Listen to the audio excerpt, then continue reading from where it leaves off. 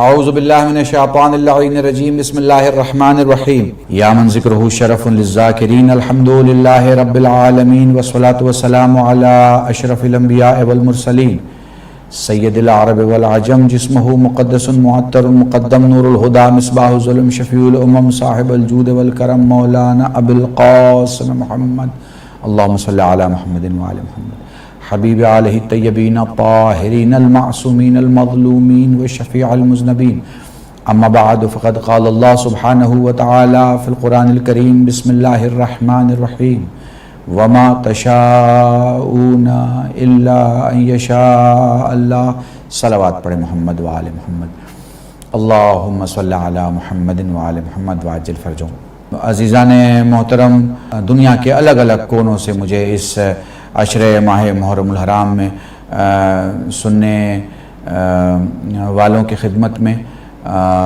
اور خصوصی طور پر جو محبان اہل بیت ہیں، خصوصی طور پر جو خاص مولا کے چاہنے والے ہیں، خصوصی طور پر جو عزادار ہیں، جو ماتمدار ہیں، جو تعزیہ دار ہیں، یہ اذان کربلا کے عنوان سے چوتھی مجلس آپ مومنین کے ذوق سماعت کے حوالے نیوز 18 اردو جو ہندوستان کا ایک بڑا چینل ہے اور جو قریب 50 سے 55 ملکوں میں جیسا کہ مجھے بتایا گیا ٹیلی کاسٹ ہوتا ہے اور دیکھا جاتا ہے، اور تمام اردو سمجھنے والے اور اردو دوست اور دین دوست اور مذہب دوست لوگ سنتے ہیں، ان سبھی کی توجہات کو میں اس بات کی طرف کھینچنا چاہوں گا کہ میری پہلی اور دوسری مجلس میں میں نے تصور خلوص اور کردار خلوص کو پیش کیا تھا، اور تیسری مجلس میں اگر آپ کو ذہن میں موجود ہو تو خدا پہ بھروسہ، جو اذان کربلا اور کربلا سے نکلتی ہوئی جو سوچ ہے اس کو میں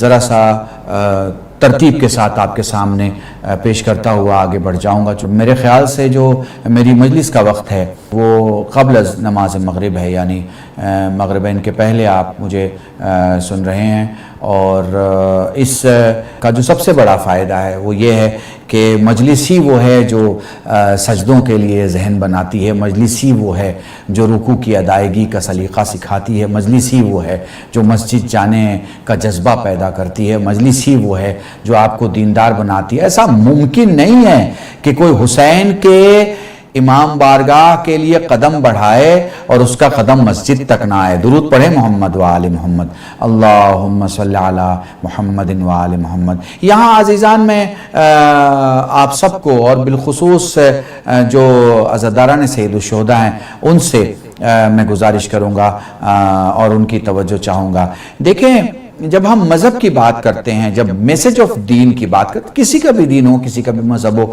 ہم سب کی رسپیکٹ کرتے ہیں، ہم کسی کو اپنی کریٹک کی زد میں نہیں لیتے، مگر اس کا مطلب یہ نہیں ہے کہ ہم اپنی جو ایکسیپشنلٹی ہے اس کا تذکرہ نہ کریں۔ سب کو حق ہے کہ وہ اپنی ایکسیپشنلٹی کا ذکر کرے، اگر اسے لگتا ہے اس کے یہاں کوئی خصوصی چیز ہے تو اسے ذکر کرنا چاہیے، اگر اسے لگتا ہے اس کے یہاں کوئی علی ہے تو ضرور بیان کرے، اسے اگر لگتا ہے کہ اس کے یہاں کوئی حسین ہے تو ضرور بیان کرے۔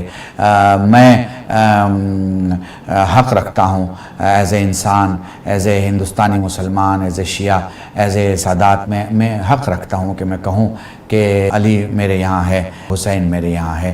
اگر آپ کربلا کے قریب جائیں گے تو کربلا سے آپ کو 4 چیزیں بڑی خاص ملیں گی، اور ان 4 چیزوں کو سمجھیے۔ میں نے ایک توحید کا تذکرہ کر دیا اور اس کو میں مکمل کر دیتا ہوں آگے جا کے۔ توحید کو اگر واقعاً آپ کو سمجھنا ہے تو امام حسین کے سفر مدینہ سے لے کے اور قتل گاہ تک کہ سارے کلمات اگر آپ کی سمجھ میں نہیں بھی آ رہے ہوں تو آخری کلمہ آپ کو ضرور سمجھ میں آئے گا، جس میں میرے مولا فرماتے ہیں کہ پروردگارا تیری رضا میں راضی رہنا، اور جو بھی مصیبتیں پڑی ہیں ان میں صبر کرنا، اور الہی تیرے سوا کوئی معبود نہیں ہے۔ اس عقیدے کو امام حسین نے کربلا میں آخری لمحوں میں پیش کیا ہے۔ ایک بات تیری رضا میں راضی رہنا، دوسری بات جو مصیبتیں آئی ہیں ان پہ صبر کرنا، اور تیسری بات تیرے سوا کوئی معبود نہیں ہے۔ مجھے نہیں لگتا اس سے بہترین کوئی سبق ہو سکتا ہے خدا میں وشواس کا اور خدا میں بھروسے کا۔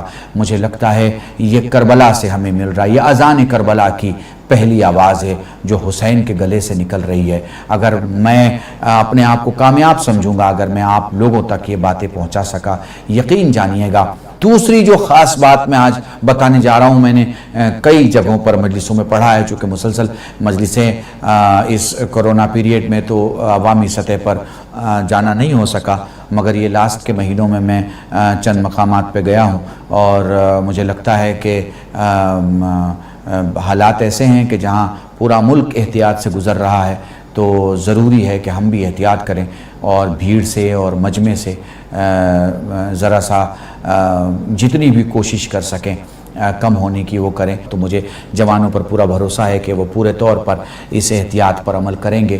مجلسیں نہیں رکنی چاہیے۔ میں نے پچھلے سال ایک جملہ کہا تھا، اتنی مجلسیں کرو آن لائن، اتنی مجلسیں کرو، اتنے پروگرام کرو، اتنے برنامے کرو کہ گوگل جب اپنے آپ کو چیک کرے کہ سب سے زیادہ اس ہفتے کیا پوچھا گیا اور کس کے بارے میں جانکاری لی گئی، کیا پڑھا، کس نے پڑھا، کیسی پڑھی، یہ ساری چیزوں پہ جب سرچ اور ریسرچ ہو تو ایک ہی چیز ملے کہ گوگل پر یا علی سب سے زیادہ لکھا گیا یا حسین سب سے زیادہ لکھا گیا، اور یہی تو خدا کا وعدہ مکمل ہوتا ہوا آپ کو دکھے گا ٹیکنالوجی کے اس دور میں بھی، کہ حسین نے ہر جگہ خدا کا نام پہنچایا، خدا نے ہر جگہ حسین کا نام پہنچایا۔ درود پڑھے محمد و آل محمد، اللہم صلی علی محمد و آل محمد وعجل فرجہم۔ عزیزان محترم، بہت ہی خاص چیز میں آپ کے سامنے اس وقت ڈسکس کرنا چاہتا ہوں اور بیان کرنا چاہتا ہوں۔ تو اگر آپ کو دیکھنا ہے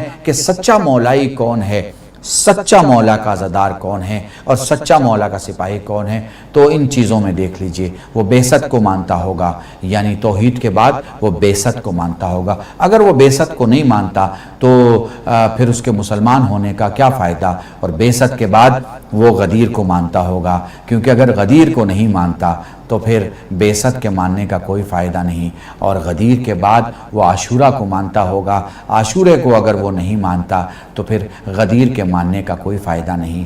اور خاص جملہ جو اگلی مجلسوں میں انشاءاللہ وضاحت کے ساتھ بیان کروں گا کہ وہ اگر غدیر اور عاشورے کو مانتا ہوگا تو مہدویت کو بھی مانتا ہوگا، کیونکہ اگر وہ مہدویت کو نہیں مانتا ہوگا تو پھر عاشورے کا ماننا، غدیر کا ماننا اور بعثت کا ماننا ایک بالکل ایسی بات ہو جائے گی کہ جسم تو موجود ہے مگر سر موجود نہیں ہے۔ آپ کو مجلس سے اگر سمجھنا ہے، آپ کو اگر ذکر مولا سمجھنا ہے، آپ کو اگر تشیع سمجھنا ہے، تو آپ کو یہ چیزیں سمجھنی ہوں گی۔ بعثت کا ایمان ضروری ہے، بالکل ضروری ہے۔ بعثت کے بعد آپ کو غدیر سمجھنا ہوگا، غدیر کے بعد عاشور سمجھنا ہوگا، عاشور کے بعد مہدویت سمجھنا ہوگا۔ یہ چیزیں اگر ہیں تو سب کچھ ٹھیک ہے، یہ چیزیں اگر نہیں ہیں تو کچھ بھی ٹھیک نہیں۔ اور بڑی اہم بات، ان کا سب کچھ عقل سے لینا دینا ہے۔ ہمارے یہاں عمومی طور پہ کیا ہوتا ہے، جذبات میں لوگ آ کے بات کر رہے ہیں، نعرہ بھی آپ لگاتے ہیں جذبات میں لگاتے ہیں، آنسو بھی آپ بہاتے ہیں جذبات میں آپ بہاتے ہیں۔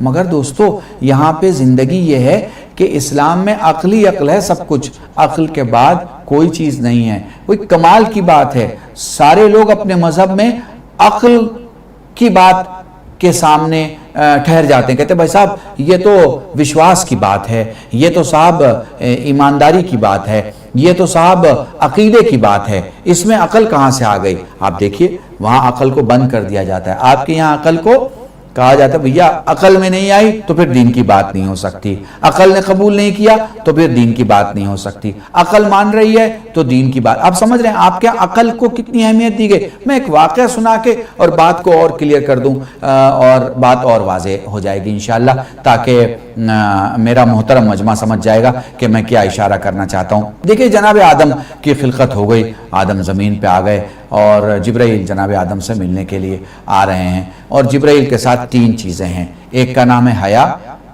حیا، یعنی ہمارے جو نان مسلم برادران ان کو بتا دوں، حیا مطلب لجہ، مطلب شرم، ایک ہے حیا، ٹھیک ہے نا۔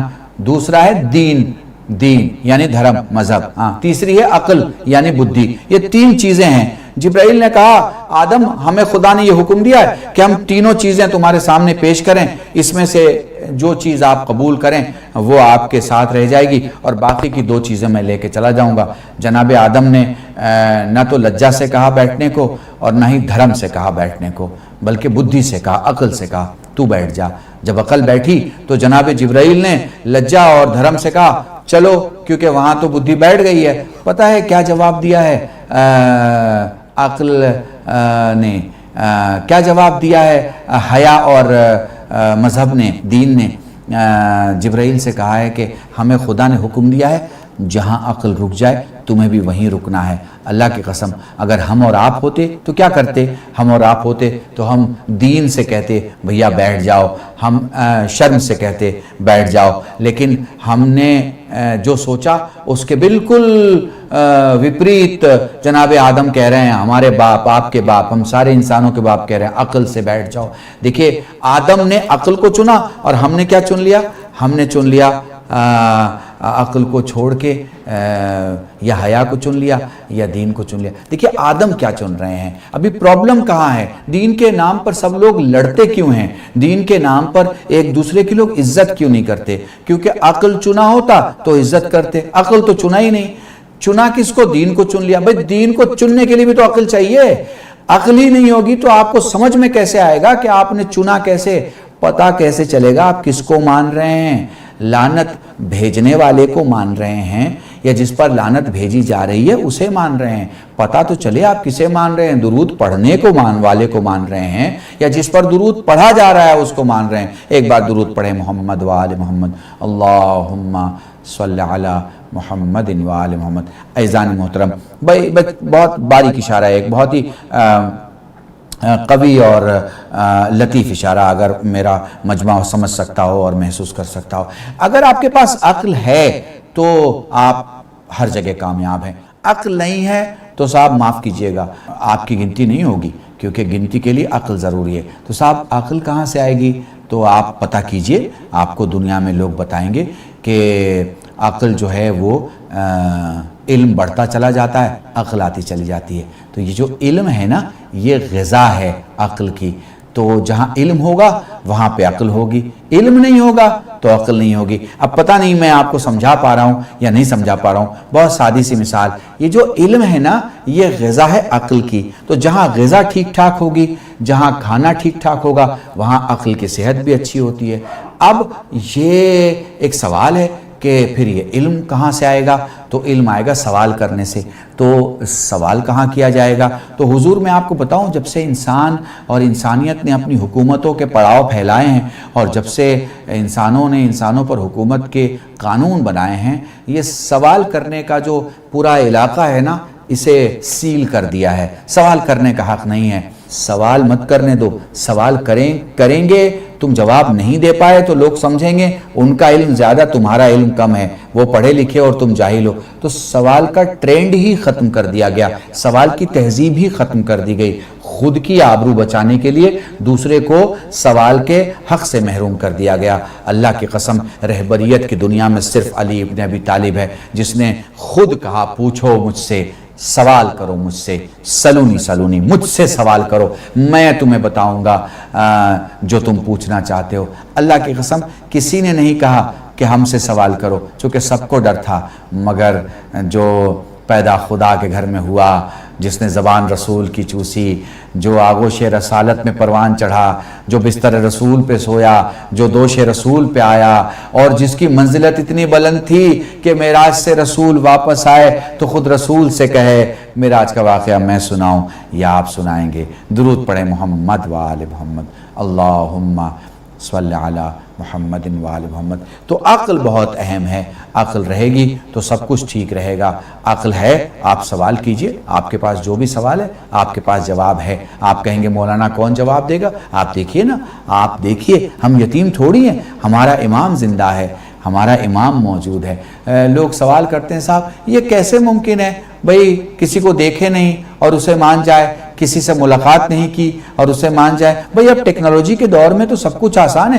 20 سال پہلے میں نے ایک جملہ پڑھا تھا کہ اس وقت ATM نیا نیا نکلا تھا، تو مجھے یاد ہے میں جونپور یا کہیں تقریر کر رہا تھا تو میں نے یہ جملہ پڑھا تھا، اور شاید کئی جگہ پڑھا ہوگا، اپنے جوانوں کے لیے جو ٹیلی ویژن پہ مجھے دیکھ رہے ہیں میں ان کے لیے پڑھنا چاہ رہا ہوں کہ صاحب اگر میں 20 سال پہلے آپ سے کہتا، اب تو 25 سال کہنا پڑے گا، 25 سال پہلے آپ سے کہتا کہ ایک ایسی نوٹ ہے جسے نہ دیکھا جائے نہ چھوا جائے نہ گنا جائے مگر نوٹ ہے، تو کوئی مانتا کہ مولانا ایسے کیسے ممکن ہے کہ نہ دیکھا جائے نہ چھوا جائے نہ گنا جائے؟ میں ابھی آپ کو بتاتا ہوں، آپ نے ایک مولانا سے مجلس کا وعدہ لیا، آپ سے مولانا نے کہا ٹھیک ہے، آپ نے کہا قبلہ ہم ہدیے کی رقم تو بعد میں دیں گے، آپ کو کرائے کی رقم بھیج دیتے ہیں، اور کرائے کی رقم کے لیے آپ نے ATM میں اپنا کارڈ ڈالا، ATM مشین میں اپنا کارڈ ڈالا، فنڈ ٹرانسفر میں گئے اور آپ نے ایک پیسہ 2000 روپیہ ان کے اکاؤنٹ میں ٹرانسفر کر کے ان کو فون کیا، مولانا ہم نے فنڈ ٹرانسفر کر دیا۔ اب بتائیے آپ نے جو پیسہ ٹرانسفر کیا ہے اسے آپ نے دیکھا،